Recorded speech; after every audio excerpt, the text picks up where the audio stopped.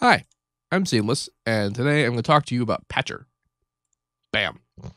So, what is Patcher?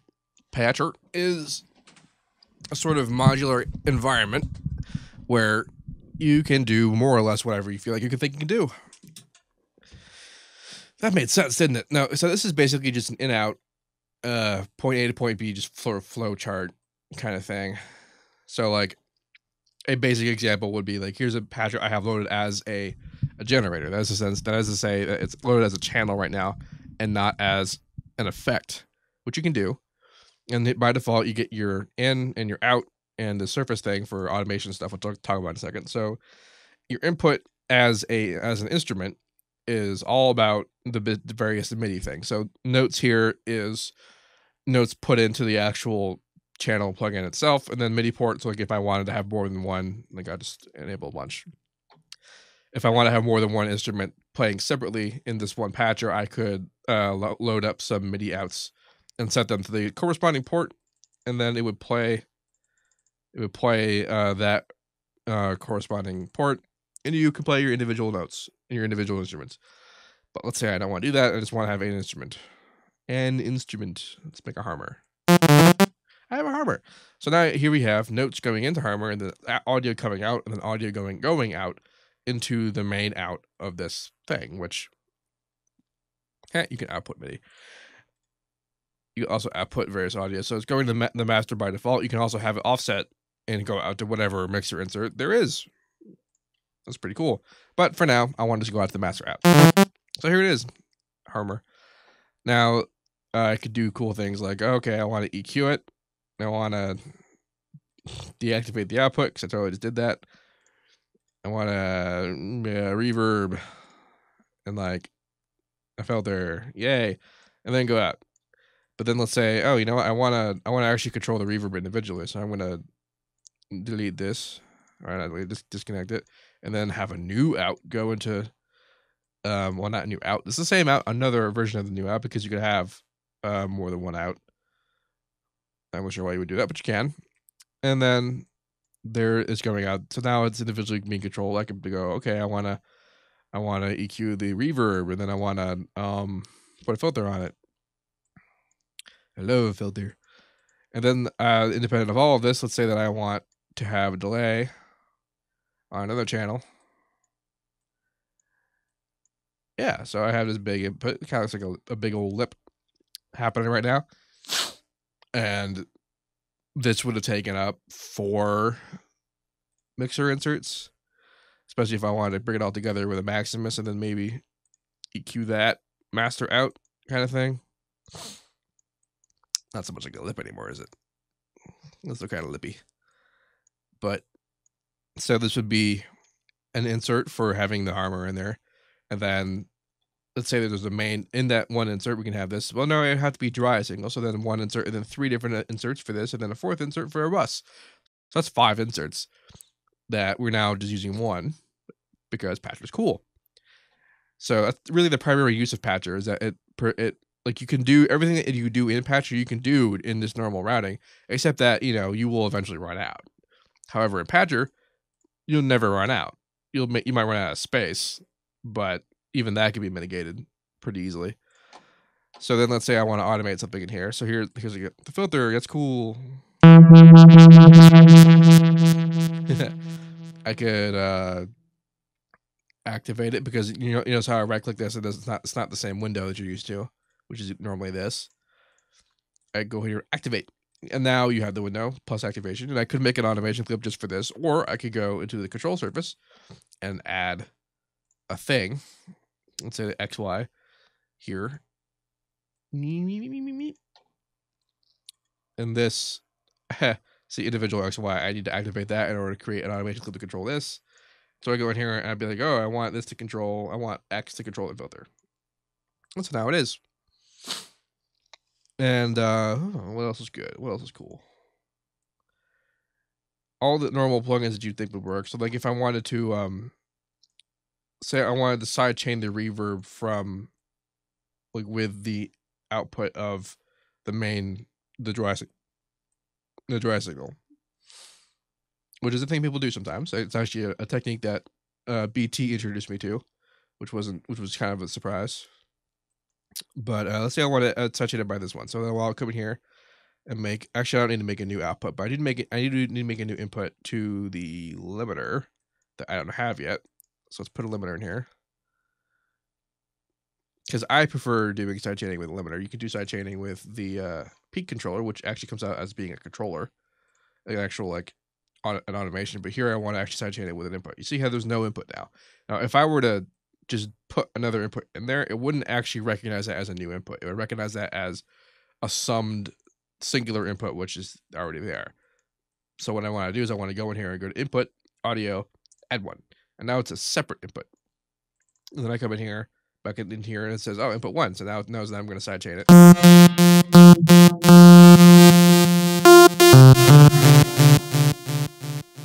And that's how you would do that. So, and this is also sort of an important point. Like if I wanted to do something with an FPC,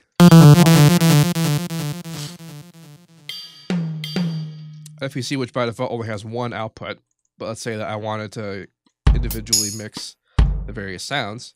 You see how in these paths, there's like, oh, outputs are going to be, I want this one to be 1, and this one to be 2, this one to be 3.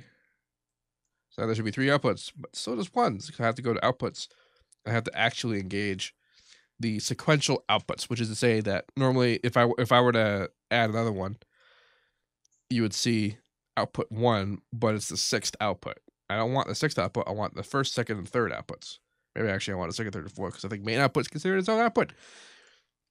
But now I have the 3 outputs, and I can individually mix, the kick and the snare or whatever that the first 2 ones were, and like I want to EQ that one and EQ this one, and then I can bust them all back into the out kind of thing, and then put them in their own Maximus. I deleted the output or the input rather. So Patcher is really all just a game of inputs and outputs, which is pretty much true for everything at all points. And it's already true for your basic FL interface, but this is much more visual representation of what you're already doing. Like you already do this stuff when you route them in mixers or whatever. The mixer interface is really a relic of analog recording and gear, because like a mixing console, this is kind of what this is an approximation of what a mixing console is. A lot of other DAWs like to be super realistic about it. Like if I wanted to open up Superior Drummer and go into its mixer, this mixer looks a lot more like what an actual mixing console looks like. You have your sends and your effects slots or whatever, which is not necessarily realistic, just because mixing consoles don't have effect slots unless you're using some fancy new digital ones, which again are still adhering to the form factor that people are used to because they want people to be used to it. But this is what's really happening program wise. This is what's really going on behind the mixer. So then this eschews the whole mixing environment and lets you be more abstract about what's really going on. And of course, it gives you more power organizationally, and it's also not bound by a number of mixer insert rather. So you can have as many as in a single insert Patcher thing. You could have as many as 255 individual MIDI inputs which are going in here, and then however many outs you want to go into individual inserts. But like that's not necessarily important because the inserts are all going to the master. This is all going to the master too. This is already in the master.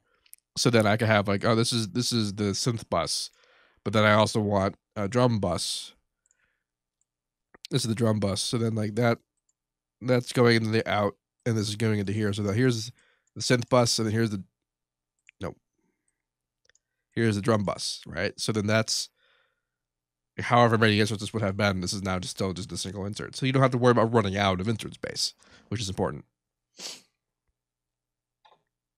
I was going to make a point. Oh yeah. So I noticed I mentioned note input, and this is because this is the plugin or the generator version of Patcher, which is to say that it doesn't have audio input, but I can open up a plugin or effects version of Patcher, and now as well as having note inputs, we have audio inputs. So like I could go in here and add in MIDI port 0 and come in here and make this one the appropriate MIDI port, right? And then if I play it, I can put a patcher or a harmer into here, and then it would go out like the other one. But this one also does audio, which is to say that you could put this effect on, say, like a sample, and the audio input is always going to be just whatever's routed into the insert that you're in. And right here is just insert 2, and so I could be like, oh, I want audio from 3 as well, and then there it is. And that's how you would separate. You'd separate different inputs. Or my personal favorite way to do that necessarily is just to load in FPC. So then you have just, you know, 24 pads. Yeah, 24 pads. You can just load samples in that and then control that by MIDI. Although you lack, of course, the audio editing you can do if you wanted to have like a sample here. You know, cutting it up and controlling it would be somewhat difficult from within Patcher. But again, the whole point of what I'm discussing is about being efficient about things. So if you need to have audio editing, then this is not something that you want.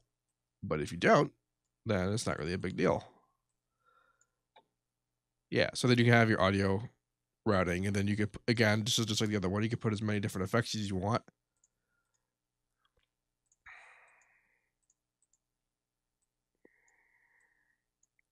So this would be 2 inserts. No, it's just in the one. And there's no limit to how many like of chain effects you can want. Put as many different things as you want.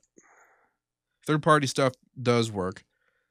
Like if I wanted this little white thing that you're seeing is the plugin default image that you get when it doesn't have an interface already like loaded like this.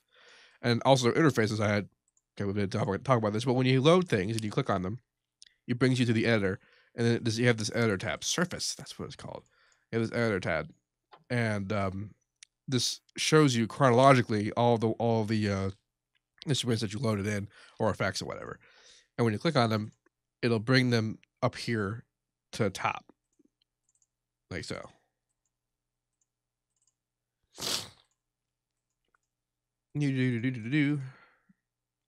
That kind of deal. It's kind of like a reason interface, but like where they are in this interface is really not important. It doesn't really mean much other than just where you'd find it. But then again, you find them by clicking on it, and you can shorten them in size and whatnot if you want to be all organizationally cool. And then when you click on them, it opens it up. Okay, so presets and stuff. So when you see, this is the preset left and right thing. You right click it and you get all the presets, and you also get the save as preset. Get the same thing here, save preset as, which you have to actually go in here to load presets. And now it is possible to open up a patcher within Patcher, and then you go in the editor and you totally have Patcher in the editor, and you can load up different presets like the mini vocoder, and then you can even go to the editors and you get this Patcherception. But what this is cool is that like if like for example, this is my 17 band vocoder that I made using Patcher. I have to say this individual module, so if I want to use a vocoder, I can load the module and then run things through it.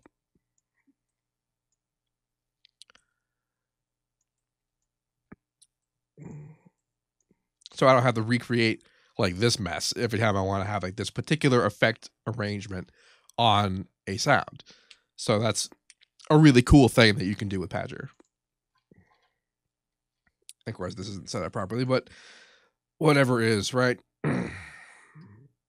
So yeah, this is just kind of a basic overview of how Patcher works. You might have seen that picture I posted on my Facebook.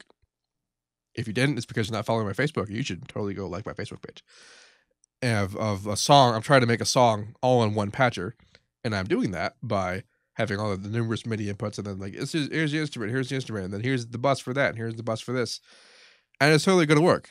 It's totally going to be fine. And it's totally not going to take up more than just the master output. There's not going to be any. Good God, I have a cold. How is that possible? It's like 1,000 degrees outside. I'm not going to have a single thing in the mixer insert, not even in the master. It could be nothing, because the whole mastering chain, the whole mixing environment is all going to be in here, which is the future, I might add. So yeah, if you have any questions, let me know. I'll try to answer them. There is actually a patcher tutorial on, or like an overview, I guess, on the ImageLine YouTube page. You can find that. But yeah, if you have any questions, I'll try to answer them. And as usual, have a nice day.